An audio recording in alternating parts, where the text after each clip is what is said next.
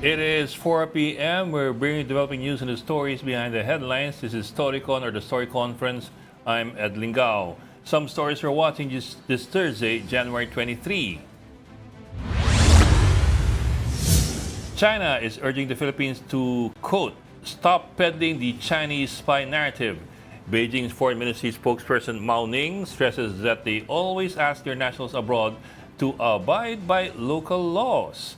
With this, Mao urged the Philippines to, and again we quote, stick to the facts and avoid shadow chasing. Meantime, U.S. Secretary of State Marco Rubio says China's behavior against the Philippines undermines regional peace. Rubio stresses that China's actions are inconsistent with international law. He also underscores the United States, and again we quote, ironclad commitments under the Mutual Defense Treaty. Rubio made the remarks in a phone call with DFA Secretary Enrique Manalo. All 17 Filipino seamen previously hostage by the Houthi rebels have been released. They are now under the custody of the Philippine Embassy in Muscat, Oman, and are expected to return home tomorrow. The crew has been held hostage since November 2023. A magnitude 5.4 earthquake struck Siocon, Zamboanga del Norte at 11:41 a.m. today. Before this, a magnitude 5.8 tremor hit San Francisco in southern Leyte. No casualties were reported so far in both incidents. 2 soldiers were killed and 12 others were injured in an attack in Sumisip Town in Basilan yesterday. Basilan Governor Jim Saliman condemned the incident and said it was caused by misguided elements of the MILF. For his part, Peace Advisor Carlito Galvez Jr. announces the deployment of joint security forces to de-escalate tensions in the area and to investigate the attack. And the armed forces will investigate the origin and the purpose of an underwater drone allegedly spotted in Bohol last week. The AFP is yet to get a drone from the person who posted about it on social media. Once with the Navy, a forensic probe will be done on the device. The AFP has recovered at least 5 foreign drones since last year. And joining us today from the Philippine Star, Editor-in-Chief Amy Pamintuan. Ang ating political pundit na si Tito Ronald ay, I think, right now, papunta po ulit ng Europa. Pag-ganon-ganon lang, di ba, Amy? Good afternoon. Happy Thursday. Good afternoon. Talagang pag-ganon-ganon lang siya. Kailan lang ba sa Europe? Nagbatikan siya kailan lang? Was that December? Oo nga. Oo. So, few weeks ago lang. Abusado to kasama ko. naman. Akala naman, binabayaran natin, no? Ni kape nga, wala, di ba? Anyway, sige, huwag na paalala. Okay. Okay. O, Amy, ano mo lang story nyo ngayon? Ayun, in-amend na yung, amendahin daw yung sa Senate Bill 1979. Tatanggalin yung, yung tungkol sa, international standards. International standards. Who would have thought that those 2 words would be so controversial? Oo nga eh. Kaya sabi ni Senator Amy Marcos, chill lang kayo, pinag-uusapan pa yung bill. Sabi niya.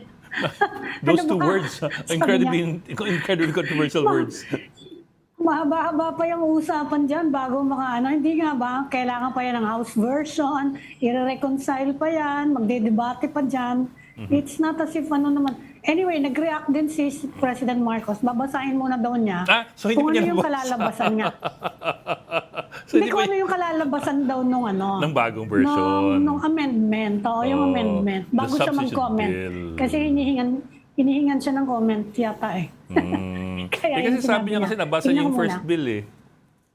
Committee report yata yung pinabasa sa kanya. Kaya yun din yung from that document, doon nag-withdraw yung 7 senator, di ba?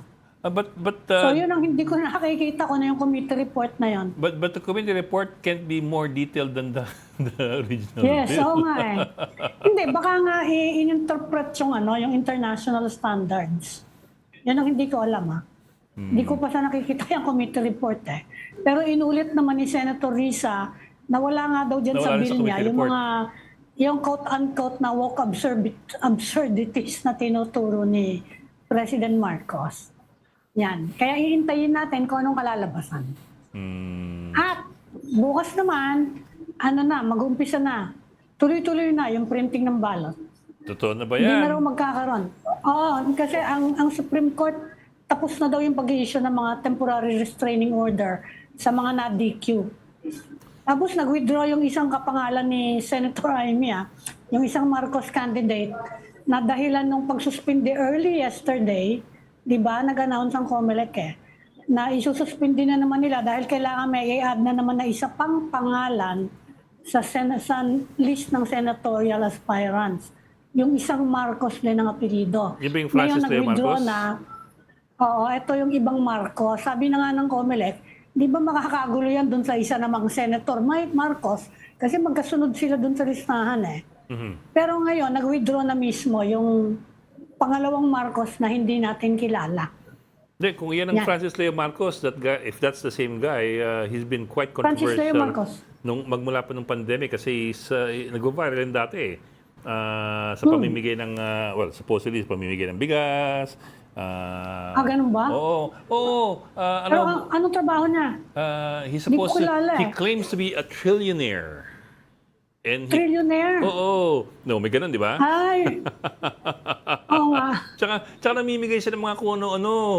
Nagbabiral siya dati. As in, ang dami niya mga followers.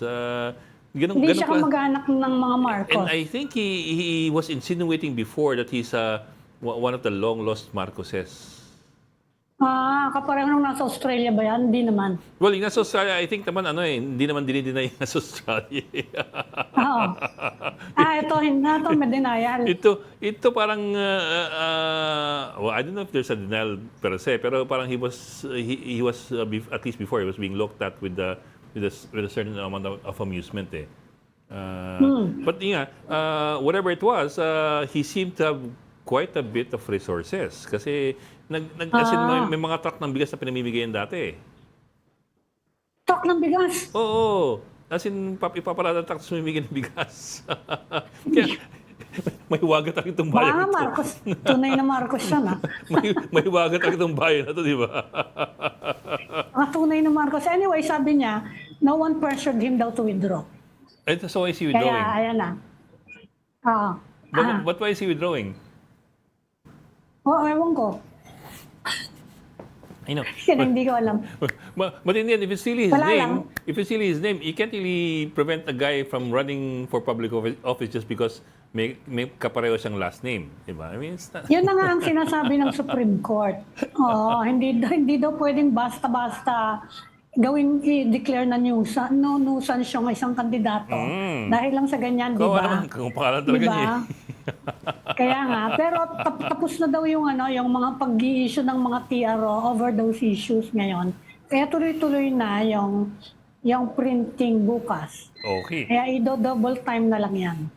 Bok, ito namang isang issue na tungkol sa na-i-print na may mga blanco daw.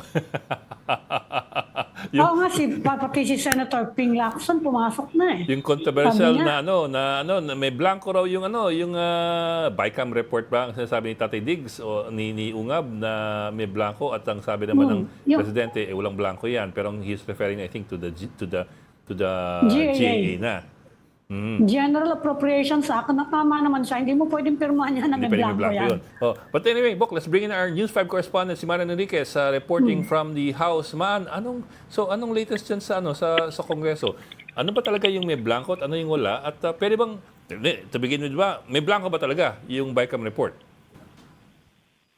Yes, Bok, Ami, alam mo, meron nga tayong isang congressman dito, bukod kay Isidro Ungab, na sinasabi ngang nagpalutang na meron ng blanco sa Bicameral Conference Committee report, si Makabayan member na si Kabataan Party List Representative Raul Manuel, Sinabi niya, pinakita niya yung mismong copy ng committee report na ipinadala sa kanila ng mga kongresista rito nung araw ng ratification, December 11, 2024, yung kopya ng bicameral na meron niyang mga blanco.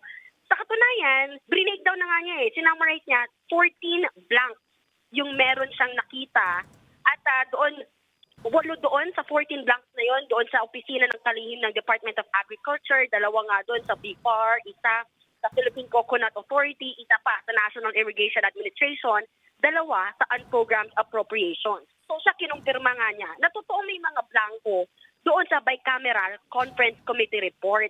Ngayon, ang pinaka-importanting tanong, sino yung nag-fill in the blanks nitong mga halagang ito? Kasi kung maalala nyo merong batas sa falsification of legislative documents na may pwede kang masampahan ng criminal charges against this. Makukulong ka up to 6 years and 1.2 million yung fine kung without proper authority. Kung sino man yung nag-alter, nag-fill in the blanks man ito nung sa dokumentong to. Pero di ba merong mga kahapon nag-press ko na si Senator Chis Escudero, pinakinggan ko rin.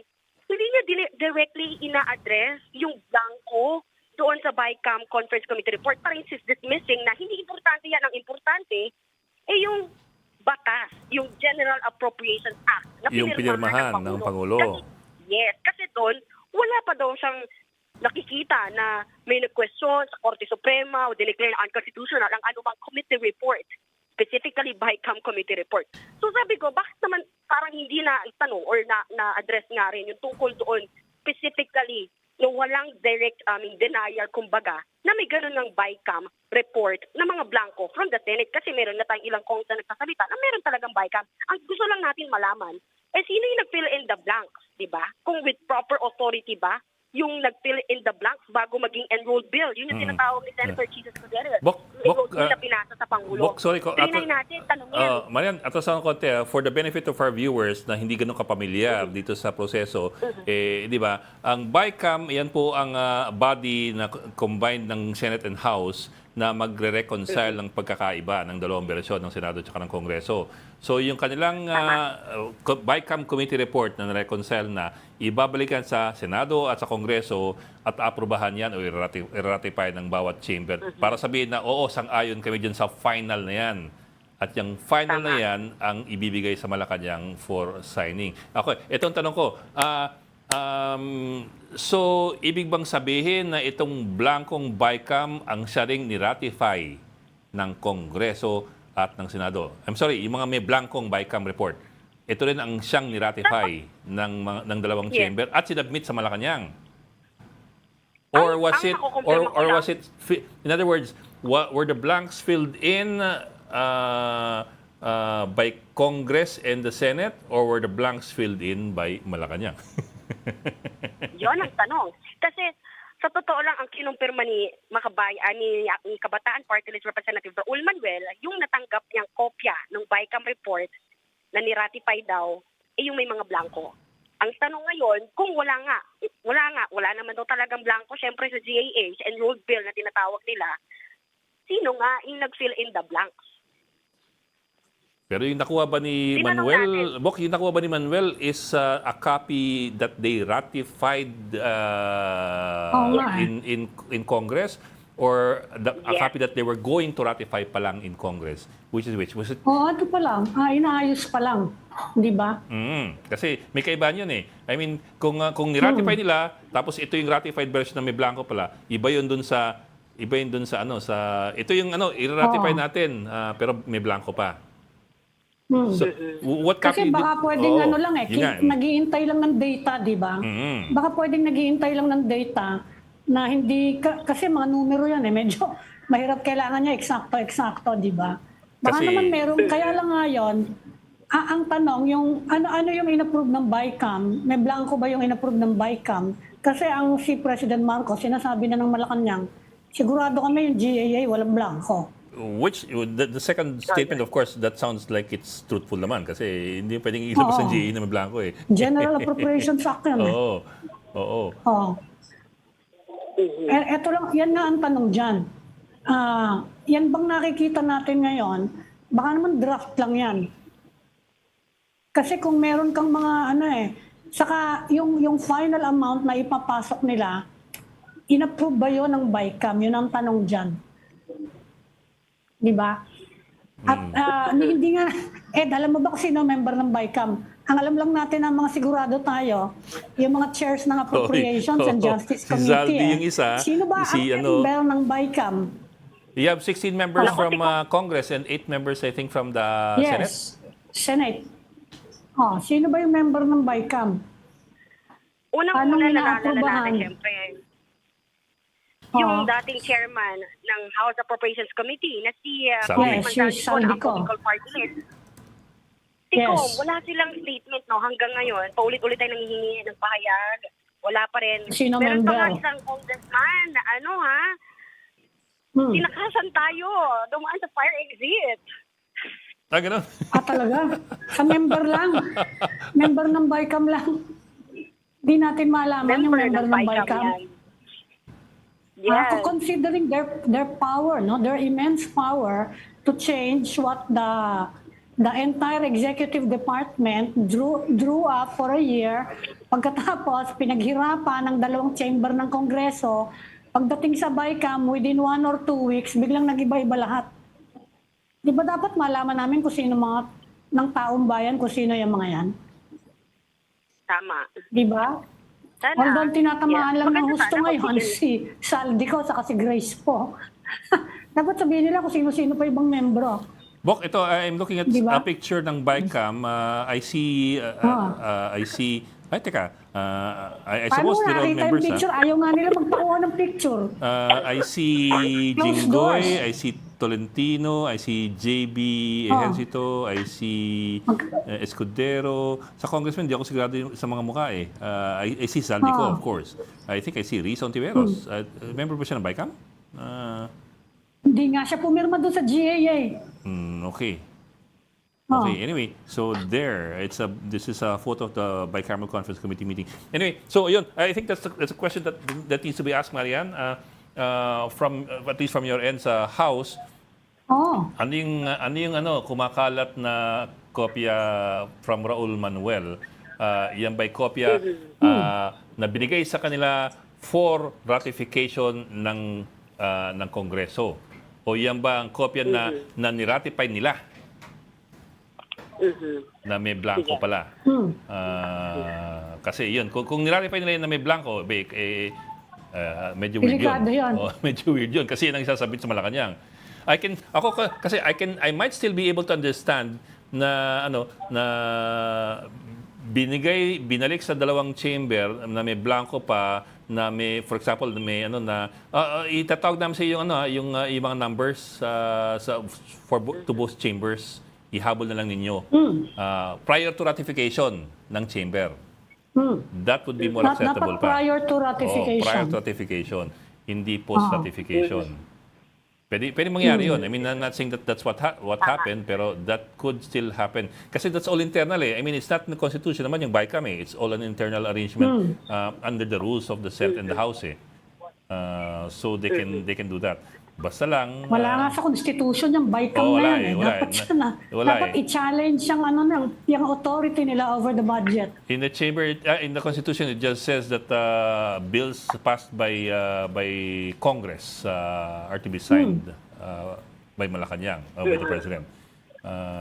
The BICAM itself is a creation ang pagkaintindi natin ng BICAM, pag-uusapan lang ng dalawa yung di ba? Reconcile. Ano ba itong ayaw nyo? Ayaw natin. Reconciliation lang yan.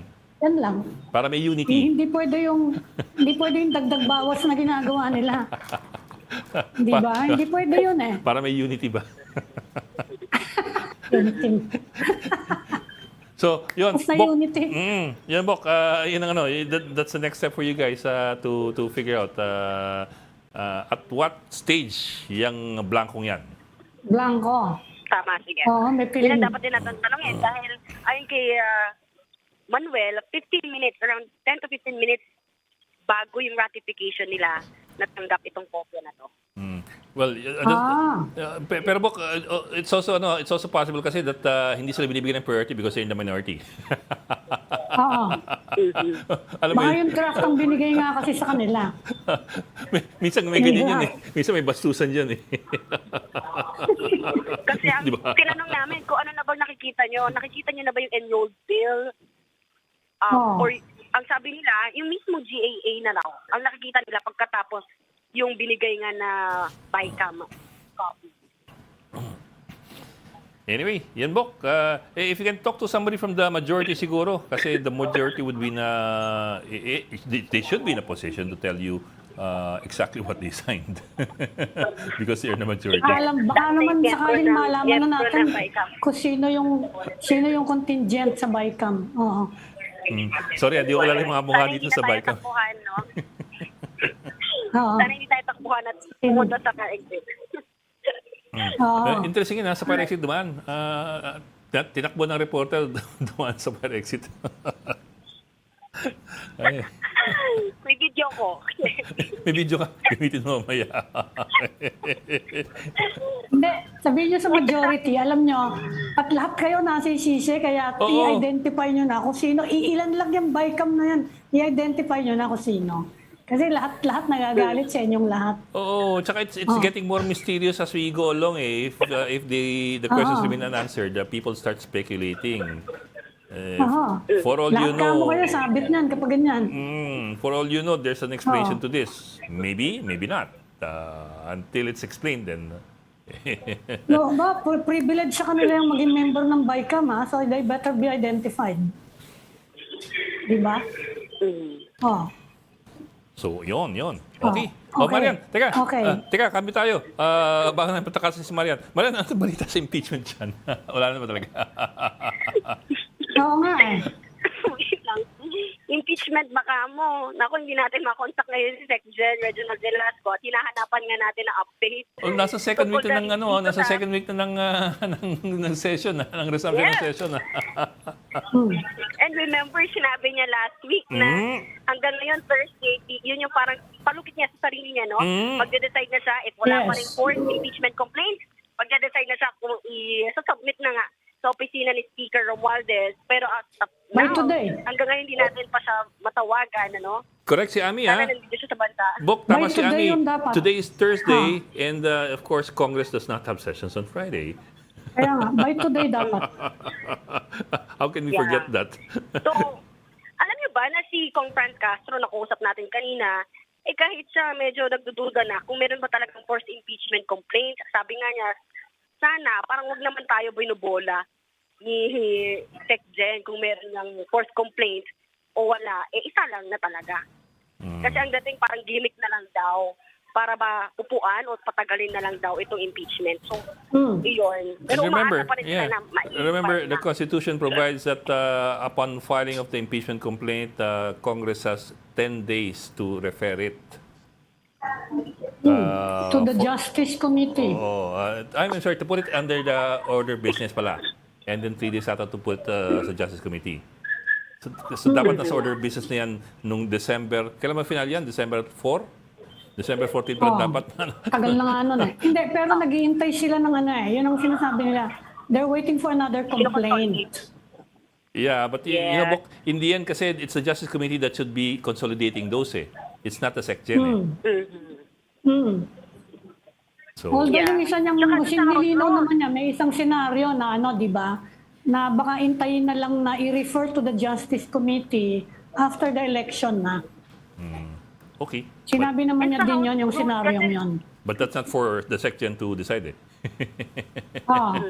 he's Saka sa House rules unelected. ang nakalagay kasi doon, sa House rules ang nakalagay lang doon, once na natanggap na at na-verify ng Office ng Secretary General, should be transmitted to the Speaker of There you go. immediately. Actually, yun Yeah, yung there you go. ginamit lang na term, na word. Immediately. Walang exact, specific days. Yeah, So, I remember that in yun the House yung rules. tricky. Immediately to Yeah. be transmitted to the Speaker's office. Immediately.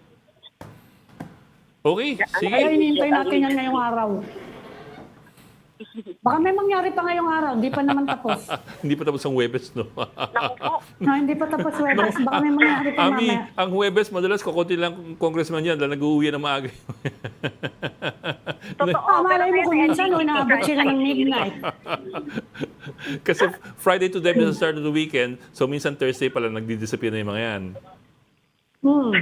Umuwi daw Ito sa rin, mga impeachment yan kanilang eh. mga dito. Alam mo yung traffic sa pag may long weekend, ang traffic sa SLEX at NLEX, parang ganyan sa Batasan. bago sumapit ang Biyernes, nag-uuwi yan. Anyway, sige, I shall move on. Sige, baka makulit niyo pa rin, Marian, baka makulit niyo pa rin. Yes, maghahanap tayo ng Deadline na mga nga mo. kukuha nating membro ng BICAM. Okay, Marian Enriquez ng News 5. Maraming salamat Sige. at good luck sa iyo. Salamat. Thank you. News 5 correspondent Martin Enriquez reporting live from the Batasang Pambansa. Ami, mag-gap lang tayo, and when we come back, I think we will be Sige. talking to an NGO that deals with reproductive health issues in the countryside. So we can talk about the comprehensive sexuality education, well, CSE. Controversial CSE. Okay, so you're watching Storycon One News. We just need to take a break. We'll be right back. This is the Story Conference Group or the Storycon Group.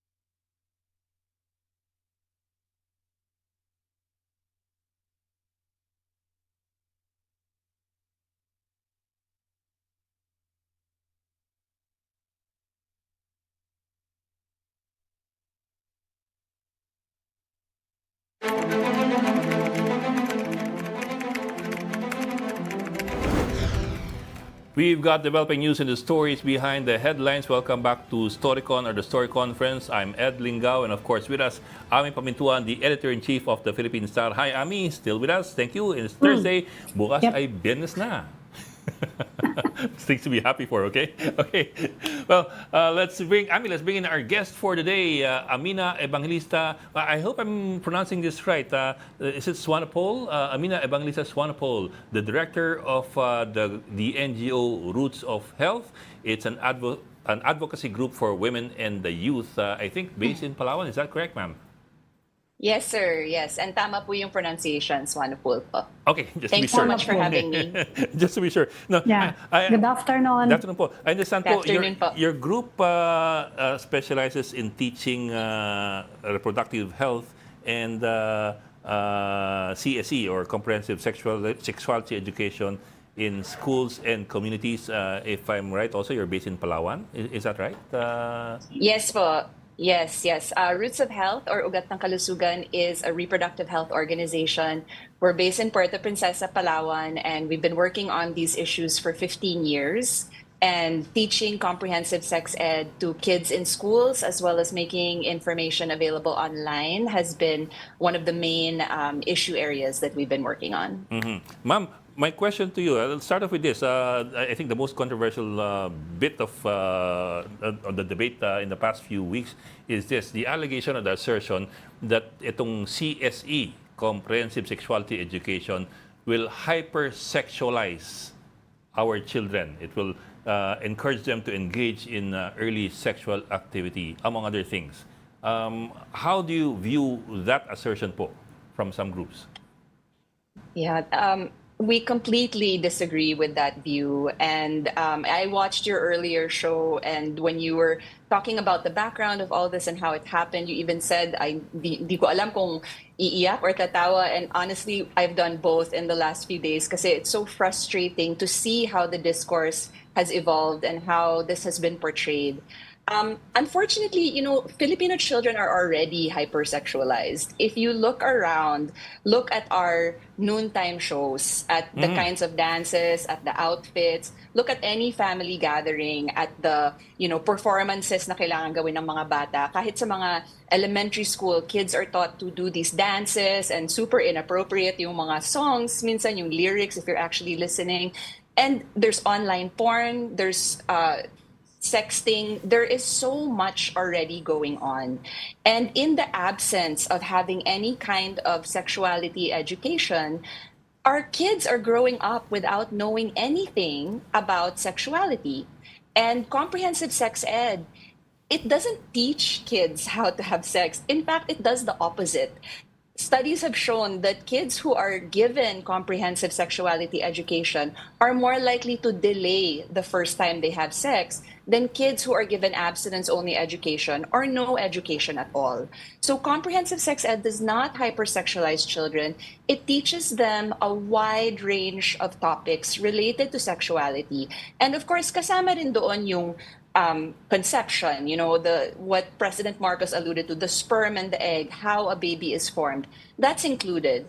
But it also includes very important things like relationships and consent and good touch, bad touch. It gives children the ability to be able to say to a trusted adult if somebody has touched them inappropriately or if something is going on that shouldn't be happening. So it actually protects children and it empowers them to be able to protect their health and make better decisions. Ami. Meron daw. I'm sure you've read about the comments of President Marcos initially, to the Senate Bill 1979. He pointed at, I think, to at least two that he found abhorrent and woke absurdities. One involved in teaching masturbation to 4-year-olds, and another allowing children to try different sexualities. Yan yung dalawang dinitel niya. What do you think of those comments? Well, I was watching his comments, and as soon as he said those things, when he said you would teach children how to masturbate, I was so frustrated and disappointed because earlier he had said that he read the bill, but he clearly did not for those statements, because as you pointed out in your earlier show, there is no mention of this at all in any versions of the bill that have ever existed. Never po nakasama ang masturbation. That is not a part of it. And honestly, I think this really raises a lot of questions about fake news and misinformation, and how it can go from being something that, pinapasa-pasa lang po sa mga chat, but then suddenly the president of our country, instead of actually referring back to the text of a bill, is quoting back misinformation. It's really troubling, because, of course, those allegations that he made do not exist in any version of this bill that has ever existed. But he says that he But read some the of the bill. opponents are pointing to international standards. In fact, that's what Senator Risa Ontiveros deleted from the bill, no? Yung guided by international standards. And they're saying, although denied by the UN, na it's in the international standards, those woke absurdities that President Marcos is pointing to. Yes, it is there, and as was noted, that is, in particular, are the guidelines for the comprehensive sex ed in Europe. And something that I think people need to remember is that we are a sovereign country. The Philippines makes its own laws and decisions. And even if a bill says that it can be guided by something else, that does not at all in any way make it so that pinipilit tayo na kailangan ganito. Senator Ontiveros has been very clear from the beginning that this is something that will be guided by DepEd, there will be consultations with teachers, with parents, and comprehensive sex ed is something that is always going to be implemented in a culturally sensitive way. We already know in the Philippines that if you try to implement something in a way that hindi bagay sa kultura natin, it's not going to work. So this is definitely going to be something that is going to be in line with DepEd standards and international guidelines. You can look at them, you can pick and choose the best, and there is nothing in the bill that says that we are going to do everything in those international guidelines. So, I really think there's a lot of fear mongering going on, and Senator Ontiveros has been very clear that that's not going to happen. I mean, even in the UNESCO and WHO international guidelines for international technical guidelines for sexual education, it's repeatedly stressed that the countries have to they have to adapt sexual behavior to local values and culture. So it's not a one-size-fits-all. It's not an imposition by anybody. In fact, I also read in the WHO website that the CSCs vary from country to country, as they should, because they have to be adapted. Exactly. It absolutely is not a one-size-fits-all, and it's always been very clear that these are, there are the topics that are suggested. There are the things that there's research behind, that these are the good things to teach young people. But we're not under any obligation. No international body is going to suddenly say, "Oy, Philippines, you have to do this." It's not going to work that way. But Amira, one more issue that's come up, and I think this might even be the root of the opposition by some groups, is the role of the state in teaching sex education to kids. There are some people who firmly believe that this should only fall upon the parents and the family, that something as sensitive as sex education should not be taught by a stranger in a common room with other kids. It should be taught only by, for example, the parents or the guardians in the privacy of a family. This might even be a bigger debate among some of these groups. So what do you think of that? How do you address that concern? It's a valid concern. It is important that young people learn from their parents, and ideally that their parents are the first ones to introduce sexuality education to them. But the reality in the Philippines is that most parents are not comfortable teaching their kids about this. And for the most part, what they tell their kids is, bawal yan. Wag mong gawin. And that is simply not enough, because especially as kids get older, they want to know, why not? And what are the issues behind it?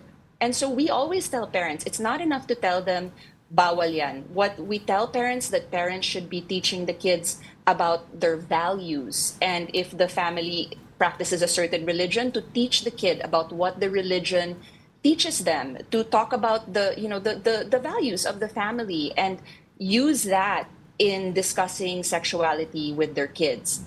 But we also know that generations and generations of Filipinos have not had comprehensive sexuality education. So it's the same problem that teachers face, where a lot of adults are actually scared to broach these topics with kids because they think that the kids know more than they do. And in some cases they do. And we've done research where we had asked parents, like, do you feel comfortable teaching your kids? And 80% of the respondents said that they do feel that parents should be the one to teach the kids. But those same people said that they didn't feel confident. So the problem is that if we say only parents are going to be the ones to do this, what about the parents who aren't comfortable? What about the parents who don't? What about the parents who aren't here? What about the abusive parents? So hindi po sapat to say that it's only the parents. It definitely should be the parents introducing it, but ideally the kids learn it at home and then they go to school and the learnings are reinforced by a teacher. And for a lot of kids who have absent parents, or even if the parents aren't absent but just very busy with life, sometimes and then kids also who have abusive parents, or just don't have any kind of guidance, sometimes it's the teachers in schools are the only trusted adults they have. So it's really important that kids learn about this from trusted sources, because otherwise they're either not going to learn anything or they turn to the internet, and there's so much misinformation online. A lot of kids watch porn. They watch pornography as their sex ed, which Yes. porn is not real, it's violent, it's degrading. This is not how kids should be learning about sex.